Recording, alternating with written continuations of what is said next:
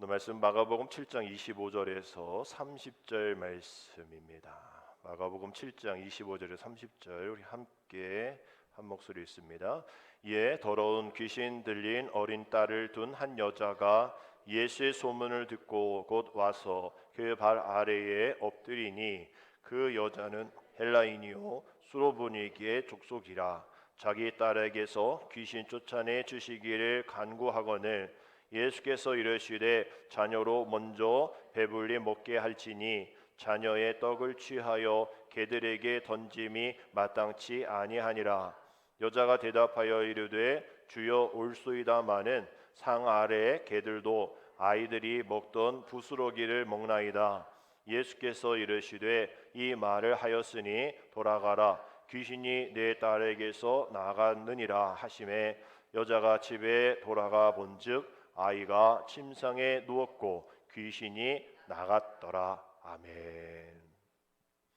할렐루야. 오늘은 어버이 주일입니다. 다른 말로 부모 감사 주일이라고 그래요. 뭐라고요? 부모 감사 주일. 우리 성경에 우리 어른에 대해서 이렇게 표현하고 있습니다. 잠언 16장 31절인데요. 백발은 영광의 뭐다? 면류관이라. 백발은 면류관이라. 영광의 면류관이라. 어디서부터 나온다? 의로운 그 의의 길에서 나온다라고 얘기해요. 그냥 얻어지는 게 아니라는 거예요. 의로운 길을 걸어오신 그 분들의 그 길에서 얻어진 영광의 면류관이 뭐다? 백발이다, 어르신이다라고 얘기를 하는 겁니다. 이 백발의 노화의 과정은 누구도 막을 수가 없죠. 아무리 염색을 하고 아무리 좋은 케어를 받는다 할지라도 이게 나이가 들어가면 감출 수가 없는 겁니다.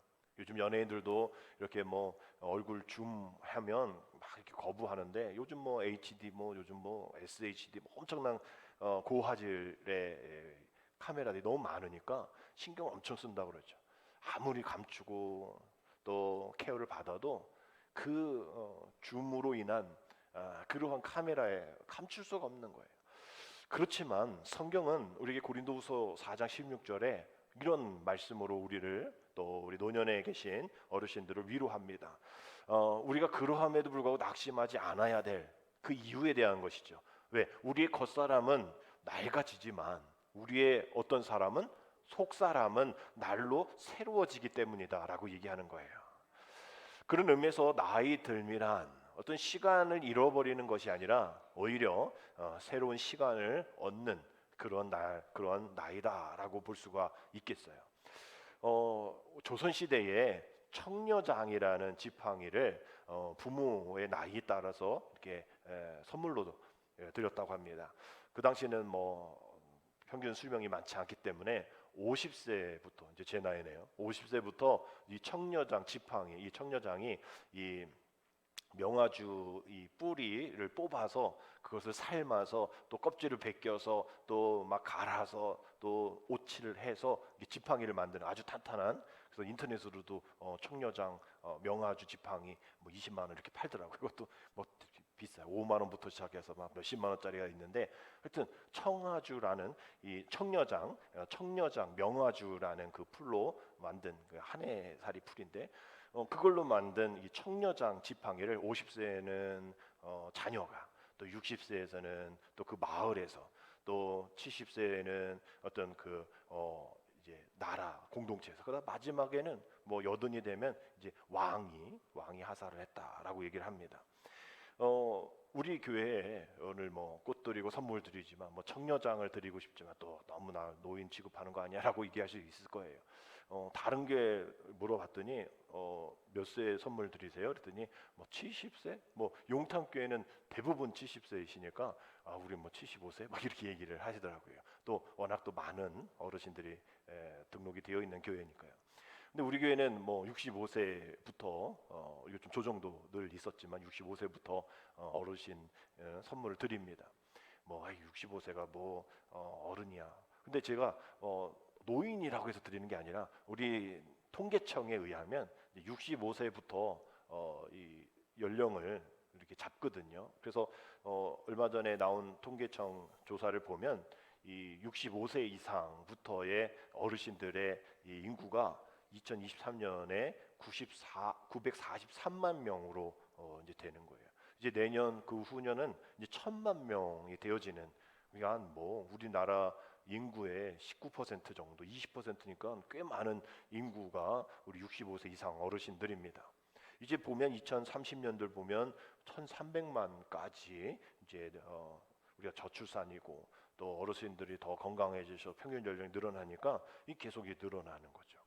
이러한 분들이 아까 말씀인 것처럼 세월이 흐르고 또 나이가 또 들고 눈도 침침하고, 그럼 할까 없을까, 뭐 새로운 거 할까, 뭐 이런 어떤 딜레마에 또 빠져서 아직도 청춘인데 아직도 일할 수 있는데 그런데 몸이 또 따라주지 않는, 그래서 이러한 모습을 보면서 성경 이 시편 131편 1절 3절의 말씀, 뭐 이게 어르신을 위한 말씀은 아니지만 그러한 딜레마에 또 그러한 갈등 속에 있는 어르신들 또 우리들 이러한 말씀으로 한번 길라잡이 되고 또 어떤 이정표가 되었으면 좋겠다라는 말씀으로 추천을 해드릴 말씀입니다.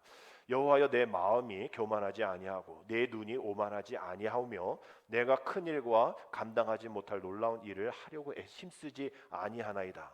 실로 내가 내 영혼으로 고요하고 평온하게 하기를 젖된 아이가 그의 어머니 품에 있음 같게 하였나니 내 영혼이 젖된 아이와 같도다. 이스라엘아 지금부터 영원까지 여호와를 바랄지어다. 나이가 들고 또 이러한 어르신들이 되어지면 뭔가 이렇게 요즘 말로 꼰대라고 얘기하잖아요. 라떼는 말이야 이러면서.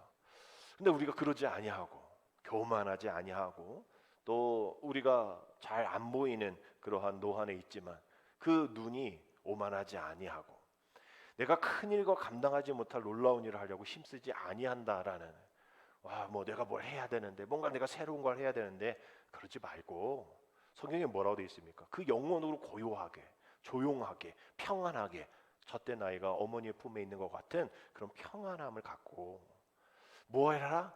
우리 3절의 말씀처럼 영원까지 태어나서부터 주님 오실 그날까지 주님 만날 그날까지 오직 주님만 바라봐라 라는 이 말씀이에요. 우리가 드러내면 냄새다 그러나 이 드러나면 향기다라는 그런 이야기가 있잖아요.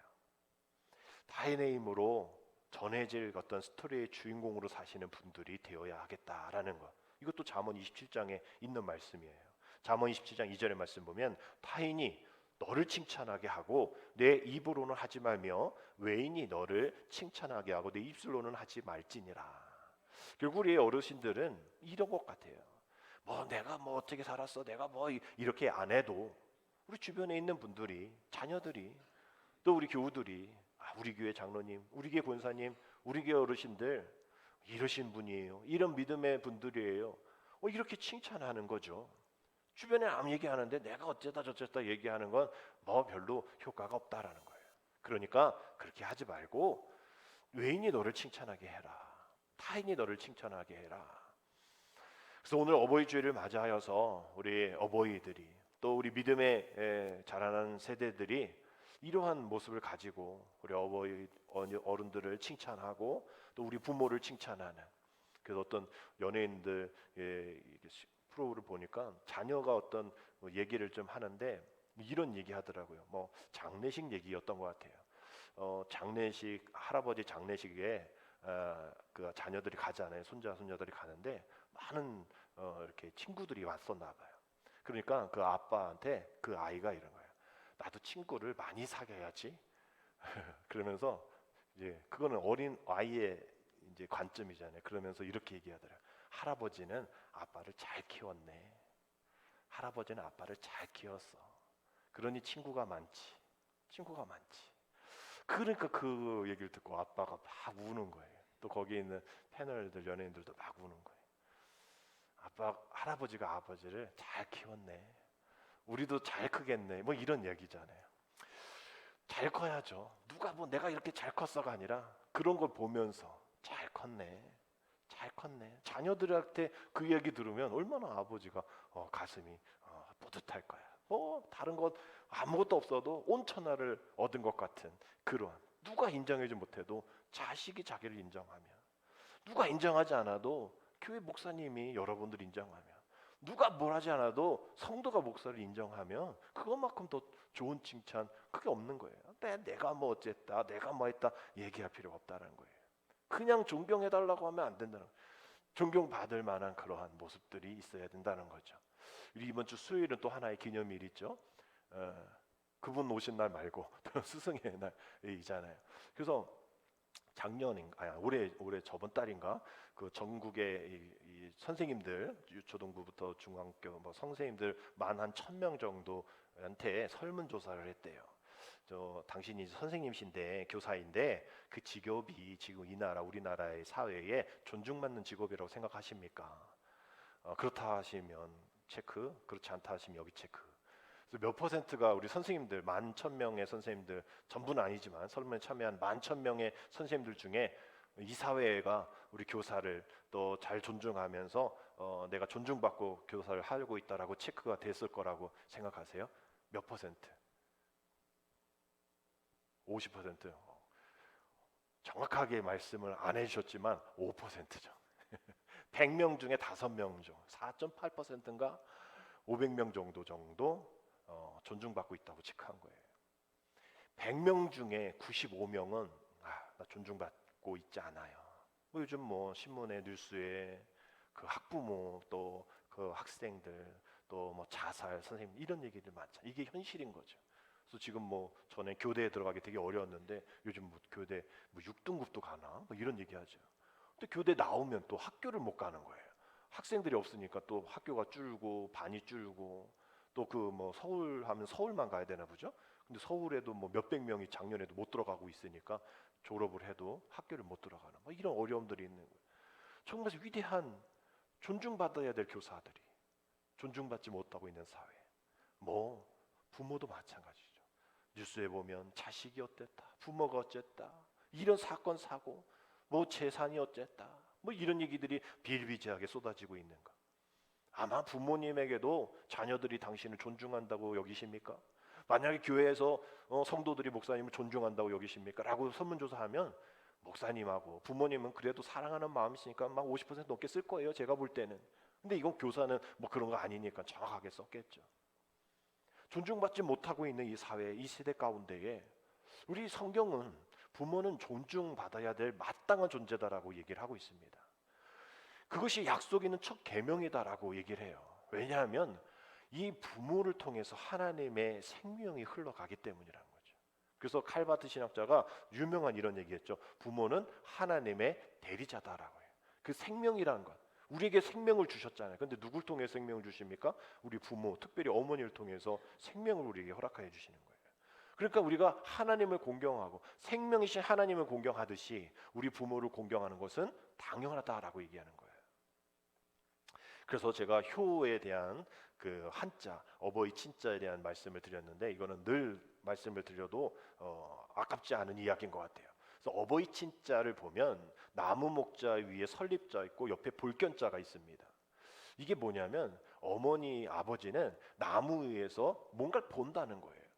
이 이야기는 뭐 지어냈겠고 뭐 이렇게 또 합성 문자 뭐 했겠지만 아마 그 당시 자녀들이 부모를 공경하기 위해서 뭔가를 뭐 나무든 뭔가를 팔러 장에 갔다가 늦은 시간까지 안 돌아오니까 부모가 걱정이 되어서 이렇게 봤는데도 잘 안 보이니 그 노인이 나무 위에 올라가서 자식이 언제 오나 바라보고 있는 거예요.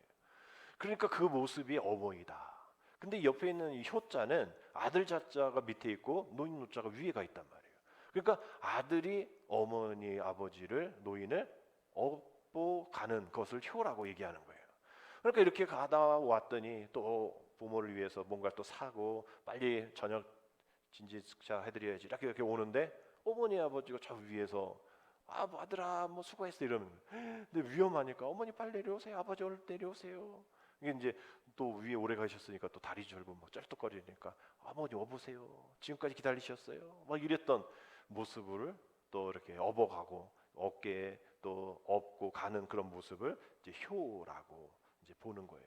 우리가 한자 잘 모르시는 젊은 세대는 이제 이 한자를 잘 알았으니 이것을 통하여서 어버이 친자구나, 이게 효자구나. 여러분 이것을 좀 잘 기억하시기를 바랍니다. 어버이의 은혜, 어버이의 사랑이 이만큼 또 귀하고 또 이렇게 문자로 나올 정도다라는 거죠. 우리가 어버이날 불렀던 어머님 은혜, 높고 높은 하늘이라 말을 하지만, 우리 뭐 이 노래 알잖아요.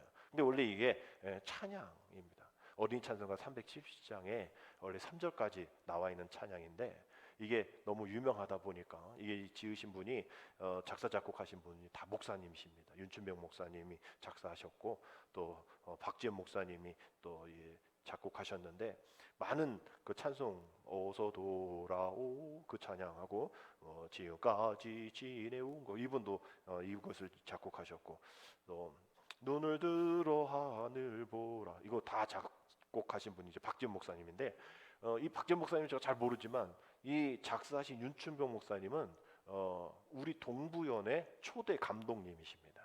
그래서 원주에 사는 제 친구도 이분 만났다고 뭐 그러더라고요. 하여튼 이 노래가 되어 있죠. 어머님 은혜, 뭐 사람들 다 부르는 그 노래가 원래 찬송가인 거예요. 그래서 왜 찬송가인데 왜 우리가 안 부를까? 이 3절이 이제 빠진 거예요. 3절 보면 어머님 은혜 3절이면 산이라도 바다라도 따를 수 없는 어머님의 그 사랑, 거룩한 사랑, 날마다 누구 앞에?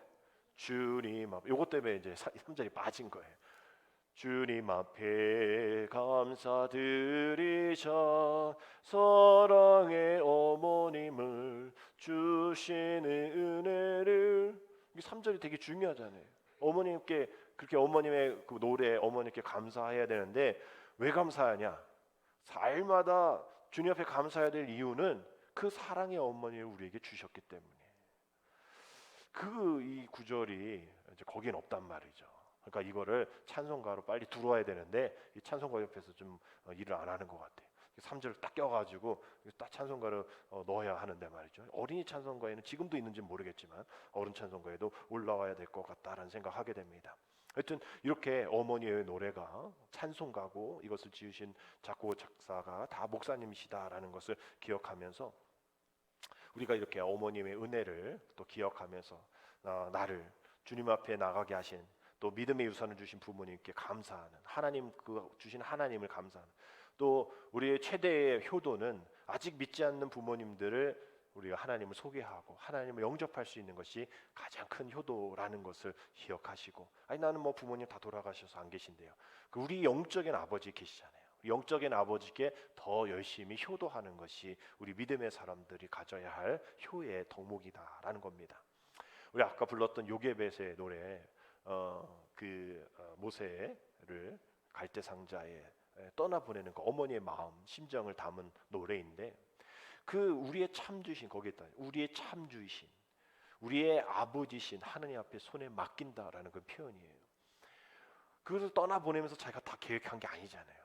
우리가 다 알고 있는 이야기니까, 뭐 이집트 공주가 구해냈고 자기가 또 다시 가서 또 아이를 키운다, 우리는 알고 있지만 그 요게벳은 떠나보낼 때 이러다가 죽을 수 있는 그러한 모습이잖아요. 다 그 당시 2살 아래 애들 다 죽여서 그 강에 다 버렸는데, 그 주변에는 그 죽은 아이의 시체들이 떠나가는 그 상황에 갈대 상자를 만들어서 떠나보냈는데, 이게 뭐 살 수 있는 확률도 없는 일이죠.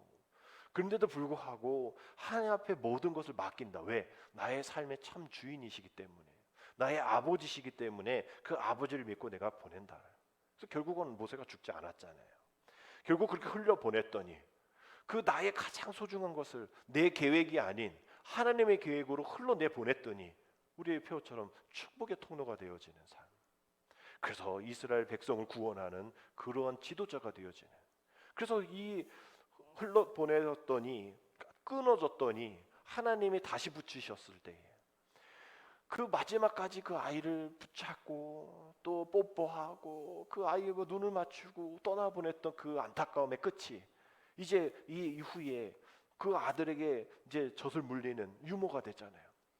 하나님이 다시 만나게 해주시고 다시 그 아이에게 젖을 물렸을 때의 그 어머니의 심정 얼마나 컸을까, 우리 상상을 해봅니다. 그 기쁨이 요게벳의 기쁨만이 아니라 우리 아버지 기쁨, 우리 하나님의 기쁨이라는 거예요. 오늘 말씀은 이러한 요게벳과 같은 어머니의 심정을 가진 한 여인이 등장합니다. 이 여인은 이름도 나와 있지 않아요. 오늘 본문 앞부분에 보면 귀신 들린 여인, 그 어린 딸을 둔 한 여인, 뭐 이렇게만 돼 있어요. 그리고 또 그 다음 구절에는 그 여자가 헬라인이고 수로보니게의 족속이다라고 설명만 되어 있지 이 여인의 이름이 나와 있지 않습니다. 근데 이름도 나와 있지 않는 이 여인이 오늘 주님이 칭찬하신 이야기예요. 이 수로보이게 여인은 요즘 뭐 많이 회자되고 있는 어떤 뭐 차별, 뭐 어떤 성차별, 뭐 인권 회복, 뭐 이것만 바라보고 있는 사람은 그거에 대한 은혜가 있겠지만 이 요게벳과 또 자식의 아픔을 자신의 아픔으로 여기는 그런 어머니의 마음, 또 그 어머니의 마음을 가지고 있는 하나님의 마음, 오늘도 그 마음의 심정으로 오늘 말씀을 보셔야 됩니다. 이 수로보니게라는 지역은 시리아하고 또 페니키아를 합친 말인데 뭐 갈릴리보다 혹시 북서쪽에 위치한 그런 땅이. 근데 이게 어디 있는지 중요한 게 아니라 이방 땅인 거예요. 이방 땅. 이 이방 땅에 사는 이 여인의 어린 딸이 귀신 들린 거예요. 그러한 영적인 암흑, 엉적인 그런 흑암의 지역이니 얼마나 많은 귀신 들린 일들이 있었겠어요. 그러니 그렇게 그런 이방 땅에 사는 그 여인인데도 불구하고 예수님의 소문을 듣고 찾아온 겁니다. 그리고 주님의 발 앞에서 엎드려서 자신의 딸을 그 귀신을 쫓아달라고 간구를 하는 것이죠. 우리 이 말씀이 마태복음 15장에도 나와 있는데요. 22절에 이렇게 나와 있습니다. 좀 자세하게 나와 있는데 가난 여자 하나가 그 지경에서 나와서 소리질러 이르되 주 다윗의 자손이여 나를 불쌍히 여기소서 내 딸이 흉악한 귀신이 들렸나이다. 이런 고백을 이 병행 구절에서 이야기합니다. 근데 여기서 중요한 어머니의 마음 하나가 등장해요. 나를 불쌍히 여기소서. 아니 딸이 귀신 들렸는데 뭘 자기를 불쌍히 여겨요. 이게 전적인 우리 동양의 어머니, 한을 가진 어머니의 마음이 여기 있는 겁니다. 전에 이제 미국에서 이렇게 있을 때에 기사를 하나 봤어요. 한인 어머니가 자기 딸인가 아들인가 잘 기억이 안 나지만 살인죄로 이제 끌려갔다는 거죠. 근데 그런 일들이 또 많았기 때문에 무슨 기사인가 이렇게 봤더니 그 아이가 놀다가 그 서랍장 이케아였던 것 같아요. 서랍장, 지금은 서랍장, 그 이후 사건 이후로 서랍장도 다 이렇게 벽에다 박게끔 이렇게 나오는데 그 당시에는 그런 게 안 됐어요. 그래서 애가 이렇게 잡아당겼더니 엎어져서 애가 깔려서 죽었단 말이에요. 그래서 경찰한테 911에서 신고해가지고 경찰이 왔는데 어떻게 죽었어요? 이러니까 그 한인 엄마가 이렇게 표현한 거죠. 나 때문이에요. 내가 죽였어요. 내가 죽여. 우리는 그렇게 표현을 하잖아요. 어머니가 이제 딴 데 일을 하다가 아이가 그렇게 된 걸 못 본 거죠. 그러니까 자기 실수다라는 얘기를 내가 죽였어요라고 표현하니까 바로 거기서 잡혀간 거예요. 이제 이게 나중에 이제 기사가 돼서 원래 이제 동양에 특별히 한국에는 이런 한의 이런 정서가 있다. 근데 이해를 못 하는 거죠. 아니 얘가 죽였다고 얘기했잖아. 그래서 나중에 이거 풀려나는데 꽤 시간이 걸렸고 그래서 한국에 특별히 동양에 정서가 이런 한에 대한 정서가 있구나라는 것이 좀 알려졌던 그런 계기가 있습니다. 이 수르보니게 여인도 그러한 한의 나 때문이라는 거죠. 왜? 그 당시는 자녀가 병이 들고 또 뭐가 되면 다 부모의 죄입니까? 누구의 죄입니까? 이런 물음이 있었다는 것이 말씀을 드렸잖아요.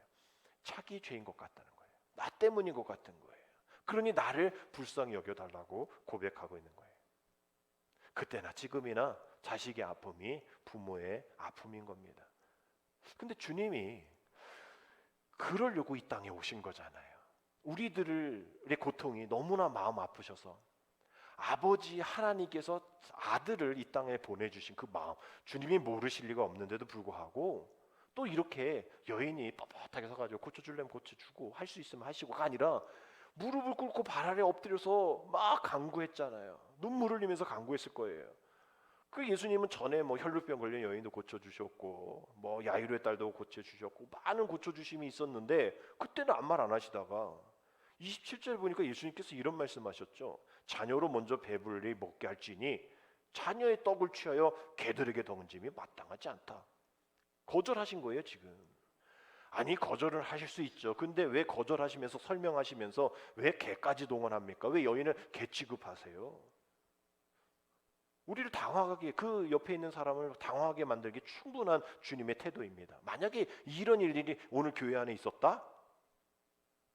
그럼 어떻게 될까요? 아니 어떻게 나를 개 취급할 수 있어? 내가 얼마나 힘들었는지 알아요? 내가 어떻게 이런 대우를 받아요? 이러면서 막 불평했겠죠. 밖에 나가서 막 떠들고 다녔겠죠. 결국은 치유도 못 받고 회복도 못 받고 더 힘든 삶을 살았을 거예요. 이 여인도 그랬다면. 근데 이 여인은 주님이 일부러 그랬겠죠. 분노를 막 자극하고 차갑게 대하고 개 취급하는 그런 치욕스러운 거절을 하셨음에도 불구하고 이 여인의 반응을 기다렸던 거예요. 근데 이 여인의 반응이 28절이었습니다. 뭐라고 해요? 주여 올소이다마는 옳기 뭐가 옳? 내가 개라는데, 너 개라는데 나 개 많아. 나 개 같은 인생 맞아요라고 이야기하는 거예요. 이게 여자로서는 대답할 수 없는 대답입니다. 어머니니까 괜찮아요, 괜찮아요. 나는 어떻게 내가 어떻게 대우받든 상관없어요라는 거예요. 올소이다마는 할 말하죠. 주님 하신 말씀을 받아칩니다. 상아리 개들도 아이들이 먹던 부스러기를 먹지 않습니까? 그 부스러기라도 주세요. 부스러기라도. 내 자존심 상관없어요. 개보다 더 뭐 돼지 뭐 다른 걸로도 나를 어떻게 이야기하셔도 전 상관없어요. 내 딸만 낳는다면 나를 불쌍히 여겨주셔서 내 딸만 낳는다면 어떻게 자신을 말씀하든지 어떻게 자기를 대우하든지 상관없습니다. 여러분 이 여인의 태도, 우리의 태도는 조금만 싫은 소리 들으면, 조금만 이상한 얘기 들으면 우리는 이러지 않잖아요. 여러분 이 여인이 지금 어떤 여인이라고요? 예수님의 제자 유대인 아닙니다. 이방 땅에 있는 늘 우상 숭배하는, 또 우상 숭배의 향 냄새를 맡는 그런 문화에 있는, 거기서 예수님 얘기했다간 죽는 그러한 이방 땅에서 있었던 그 여인이에요. 자신을 그 상황 속에 있는 개들 같은 인생을 살고 있다라고 인정하는 겁니다. 자신을 구원하실 분은 오직 예수님, 유대인이 아닌 나에게도 부스러기 같은 은혜를 주실 것 같다라는 그 믿음 때문에 이렇게 나왔다라는 거예요. 결국은 이 모든 것들이, 이런 모든 감정, 자존심 다 내려놓을 수 있었던 것은 여자가 아니라 어머니였기 때문에 가능한 것이죠. 이 분이 자존심 없었을까요? 뭐 감정이, 멘탈이 아주 대단해서 이랬을까요? 아니면 뭐 이런 거 들어도 뭐 맹한 여인이기 때문일까? 무디어서 그런 걸까요? 절대 아니라는 거예요. 어머니이기 때문에 가능했던 일이라는 거예요. 주님이 하신 말씀이 무엇인지 알아들었던 사람입니다. 예수님 앞에 서 있는 이 이름 모를 여인, 이방의 여인. 그러나 그 앞에 서 있는 사람은 어머니였다라는 거죠. 그 딸을 사랑하는 어머니, 그 딸을 구원해 주실 메시아라는 것을 인정하는 어머니였다는 거예요. 여러분 그렇기 때문에 우리는 부모님을, 또 어르신들을 우리의 상식과 판단으로 이해할 수 있다라고 보면 안 됩니다. 이분도 귀하게 살았겠죠. 그 부모 밑에서 사랑스러운 자녀로 태어났었을 겁니다. 그 당시에 뭐 여자가 뭐 숫자에 끼지 못했지만 그래도 사랑스러운 자녀로 태어났을 거예요. 또 그 자녀, 어머니의 자녀도 귀신 들렸지만 그래도 사랑하는 그러한 딸로 키웠을 겁니다. 누구보다도 가장 그러한 어머니로서의 큰 힘을 내야만 했던 여인이었겠죠. 근데 우리가 주님으로 그런 믿음의, 그런 은혜의 부스러기를 가지고서 살아가는 것이 중요했던 것이, 오늘 앞서 말씀드렸던 28절에 올소이다마는 이 앞에 주여 올소이다마는이라고 표현하고 있다는 거예요. 여러분 이 마가복음에서는요, 예수님의 제자 외에 주여라고 표현한 여인은 이 여인밖에 없습니다. 제자들 말고 이 믿음으로 고백되어지는 유대인이 아닌 이방인들 가운데 있는 이 이방인의 고백이 주여라고 되어 있는 거예요. 이 여인이 두로와 시돈 땅에 우상 숨겼던 그 땅이 어떤 땅이냐면 이세벨 아시죠? 그 이세벨, 그 이세벨의 고향이에요. 그러니까 우상의 수도권, 우상의 수도권, 우상으로 폐역한 그 이방인 땅에 그 하나님을 믿는, 그 하나님의 소문을 듣고, 주님의 소문을 듣고 그 희망, 이방인에게도 구원이 있을까? 그 희망의 빛을 갖고 왔던 그 당시 제자들은 편견과 차별이 있었지만 이방인 여인은 예수님에 대한 차별이 없었다라는 거죠. 편견이 없었다라는 거예요. 이 말씀 앞부분에 보면요, 예수님 누굴 만나냐면 바리새인과 서기관들을 만납니다. 근데 그들도 지난 말씀처럼 예수님의 제자들 같이 천국에서 누가 크냐? 뭐 내가 크냐 네가 크냐? 난 아브라함 후손이다. 난 천국에 무조건 들어간다. 쟤네들은 이방인들이기 때문에 지옥의 땔감이다. 막 이렇게 얘기하고 있는 걸 주님 들으신 거예요. 그래서 니네들 지금 그런 생각하는 거, 그런 율법적인 삶 잘못된 거야라고 꾸짖으시고 오늘 이 이야기를 하시는 거예요. 니네들과 달리 이 여인, 이방 여인, 우상숭배가 만연한 그 땅에서도 나를 믿는, 전적으로 나를 믿는, 뭐 큰 것도 아니라 부스러기 같은 것들이라도 믿는 이 믿음이 더 중요한 것이다. 너희들이 천국 간다고 자부하지만 지난주 말씀처럼 천국에 못 들어가. 어린아이와 같은 이런 자그마한 것이라도 믿는 그 믿음이 아니면 못 들어가라고 얘기하는 거예요. 그래서 그 주님의 능력을 믿는 그 여인에게 29절에서 주님이 이렇게 이야기하셨죠. 우리 함께 있습니다. 예수께서 이르시되 이 말을 하였으니 돌아가라. 귀신이 내 딸에게서 나갔느니라. 이런 말이에요. 나갔느니라. 여러분, 이 말씀을 들은 여인이 그렇다면 봤어요 지금? 못 봤잖아요. 주님이 좀 같이 가주시지. 또 머리에 손을 좀 얹고 말이야. 좀 통성기도 좀 해주시고 또 치유 사역 좀 해주시고. 근데 이 여인이 그런 걸 요청한 게 없어요. 어떻게 했어요? 30절 말씀 보니까 그가 집에 돌아가. 29절 30절의 말씀 중간에 예수님 내가 그걸 어떻게 믿어요? 예수님 나를 우습게 보시네? 예수님 뭐 지금 귀찮으니까 나를 그냥 이렇게 가라는 거 아니에요? 나 갔다가 또 옵니다. 가서 아니면 또 올 거예요. 밤새 올 거예요. 이런 얘기 있어요 없어요? 없어요. 없고 그냥 여자가 집에 돌아가 본즉 믿음으로 본 거예요. 아이야가 침상에 누웠고 귀신이 나갔더라. 귀신이 뭐 죽었다 살아난 건 아니지만 하여튼 귀신이 나간 거를 본 거예요. 이 상황에 어머니는 너무나 기뻤을 거예요. 무엇이? 아이가 온전하게 되었던. 그것도 기뻤겠어요. 그런데 더 기쁜 게 있었어요. 맞다, 맞아. 내가 확인한 게 맞아. 내가 확인한 게 맞아. 저분 메시아 맞아. 내가 그렇게 들었던 그 메시아 맞아. 그럼 그 다음에 희망 뭐예요? 우리 이방인에게도 구원이 있구나. 이방인에게도 구원이 있구나. 개 같은 우리의 인생 가운데도 희망이 있구나라는 것을 보고 기뻐했을 거예요. 주님이 이 여인을 그 칭찬한 겁니다. 이름도 없는 바리새인과 같은 서기 같은 그런 지식 없어도 이름도 없는 뭐 이 여인의 딸도 이름이 없어요. 지금 이름 갖고 얘기하지 말라는 거예요. 우리는 이름 갖고 얘기하잖아요. 내가 뭔데 이러면서 우리는 이름 가지고 내가 이 교회를 위해서 얼마나 일했는데 나 아니면 안 돼. 내 이름 알아? 라면서 우리는 그 이름 가지고 뭐라는데 오늘 주님은 그 여인의 이름도 물어보지 않으세요. 왜? 이미 알아요 그 여인을. 우리가 뭐 어떤 사람을 몇 년을 만났어요. 근데 옆에 있는 어떤 사람이 그 사람 잘 몰라서 묻습니다. 저 사람 이름이 뭐예요? 나 이름 잘 모르겠는데. 이게 뭐야 그러면 이상한 관계죠. 아니 몇 년을 만났던 사람의 이름을 몰라? 아니 우리 이름은 기본적으로 아는 거예요. 이름을 아는데 몇 년 만났는데 이름이 뭐예요? 물으면 애매하죠. 그 관계가 이상한 거예요. 우리는 이름을 일단 알아요. 그 다음은 이름보다 더 자세한 다른 걸 알려고 하는 겁니다. 이미 우리는 여러분들의 이름을 다 알고 우리 하나님은 여러분들의 이름을 다 알아요.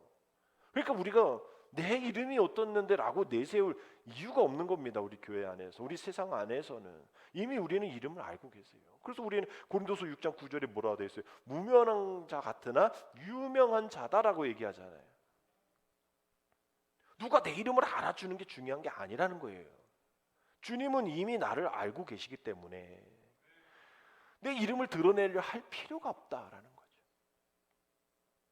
요즘 다니엘 기도회를 운영하는 오륜교회에서 CPR 기도회가 이루어진다라고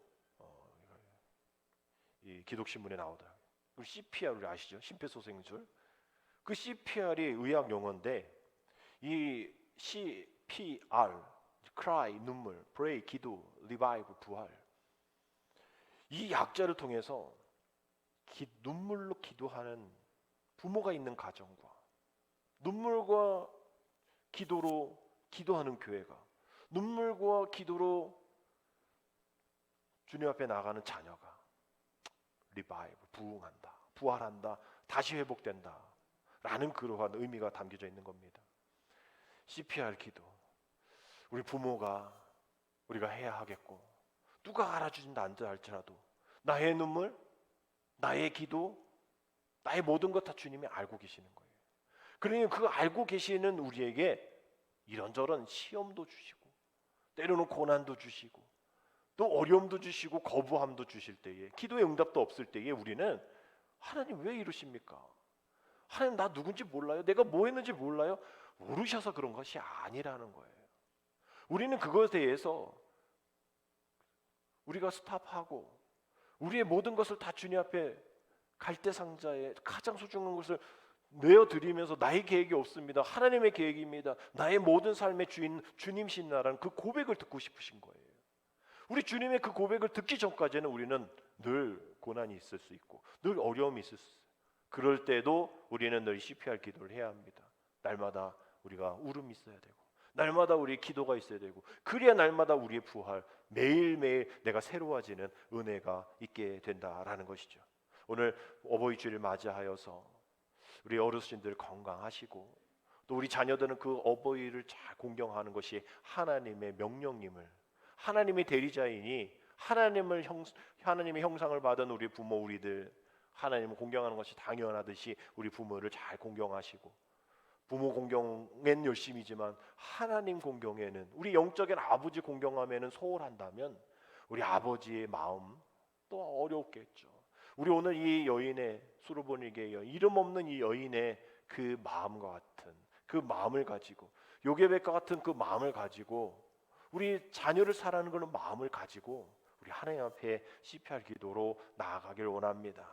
우리 갈대 상자를 주님 앞에 흘려드렸던 요게벳과 같은 믿음, 그 계획 속에서 하나님이 그 모든 것을 모세를 통해서 이루시는 그 은혜를 기억하면서 우리 자녀도 그렇게 될 줄 믿고, 우리 교회의 모든 상황도 하나님 앞에 흘러내 보낼 때에 하나님의 회복해 주실 그 은혜의 일들, 또 하나님이 허락하여 주신 그 감사의 일들을 우리가 기대해 보자는 거죠. 저 어느 교회 유튜브 영상을 보는데 장로님이 기도하시면서 막 울먹울먹 하시더라고요. 제가 그 교회 조금 아는데, 지금 목사님 은퇴하시고 이제 새로운 분이 부임하시는 그런 과정 속에서 이게 뭐 문제가 많나 봐요. 장로님이 막 우시면서 기도하시더라고요. 그래서 그 다음 주에 또 설교를 또 보게 되었는데, 거기 있는 이제 부목사님이 이제 은퇴하셨으니까 후임을 아직 정해지지 않았던 것 같아요, 그 문제로. 근데 이제 부목사님이 설교를 하시는데 부목사님이 또 막 우시는 거예요. 아, 저분 또 그런 교인들의 마음을 갖고서 이렇게 우시나 보다. 그러면서 이제 얘기를 하시는데, 이제 은퇴하면 부목사님이 담임이 될 수가 있거든요. 은퇴나 돌아가시면 부목사님들이 담임이 될 수 있는 그 법이 있어요. 근데 뭐 다른 곳 가시든지 그냥 자원 은퇴하시면 안 돼요. 하여튼 70세 은퇴든 돌아가시든 그랬을 때 부목이 담임이 되어지는 그런 경우가 있는데, 아마 이 교회에서 이 부목사님을 담임으로 세우자, 안 된다, 공청빙한 사람들 중에 하자, 이렇게 싸우셨나 봐. 근데 이 부목사님이 막 울면서 자기 때문에 그런 거 죄송하다고, 자기는 새로운 분 오고 담임 오시면 자기는 이 교회를 떠나시겠다고, 저 때문에 모든 사람들이 아픔을 갖고 있는 그 아픔 용서해달라고 막 울면서 설교를 시작하시더라고요. 그 교회에 뭐 서울에 있는 아주 크진 않지만 그 서울에서 든든한 또 건강한 교회예요. 근데 왜 그 교회에 그런 어려움이 있을까? 담임 목사님이 새롭게 오시고 또 새로운 리더십이 발휘되어서 부흥하는 그런 일들 가운데 왜 이런 일이 있을까? 더 기도하라고, 더 그 교회를 사랑하니까 더 그 교회의 부흥을 위해서 기도하라고 주시는 그런 하나님의 이러한 일들이라 생각하는 거예요. 그걸 보면 왜 우리 교회가 이래? 우리 교회가 언제 이랬어? 우리 교회가 왜 이때밖에 안 돼? 라고 그렇게 포기하는 사람들은 다 떠나는 거죠. 그러나 하나님, 우리가 그동안 하나님 앞에 눈물로, 하나님 앞에 기도함으로 우리 회복을 위해서 기도하지 못했습니다. 우리가 서울에 있는 교회고 뭐 대형 교회는 아니지만 그래도 당당하고, 또 가만히 있어도 사람들이 오고, 또 부자들도 있고, 그러니까 우리가 기도하지 않고 전도하지도 않았고 더 열심히 믿음 생활하지 않고 이랬습니다 라면서 그 울음이 있는 교회로 변화시켜 주시는 그런 모습이 있다라고 생각을 해요. 뭐 좋은 새로운 목사님 오시겠죠. 그리고 그런 모든 아픔들이 회복되겠죠. 그러다 보면 회복이 되어지고 다시 세워질 때 이런 어머니의 마음, 요게벳과 같이 모든 것을 다 하나님 앞에 올려드리는 하나님 내 삶의 주인. 그 장로님 그렇게 기도하시더라고요. 이 교회의 주인은 하나님이십니다. 이 교회의 주인은 주님이십니다. 그 어떤 그러한 인간적인 방법으로 이 일들이 해결되지 않게 도와주옵소서. 우리 장로님이 막 우시면서 기도하시더라고요. 이번 주도 뭐 어떤 설교가 나올지 한번 또 볼 텐데 회복되었다라는 그러한 이야기가 들렸으면 좋겠습니다. 오늘도 우리의 삶 속에 우리의 주인이 누구인지 그것을 아는 사람의 믿음의 태도가 이 여인과 같이, 요게벳과 같이, 이 어머니와 같이 달라질 수밖에 없다라는 거예요. 오늘 가정의 달 우리가 가정에 돌아가서 또 우리 직장에서 우리가 하나님을 어떠한 분으로 믿고 있느냐에 따라 그 푸스로이 같은 믿음 하나만 있어도 감사합니다라고 여기며 살아가는 이들에게는 조그만 것도 감사한 거예요.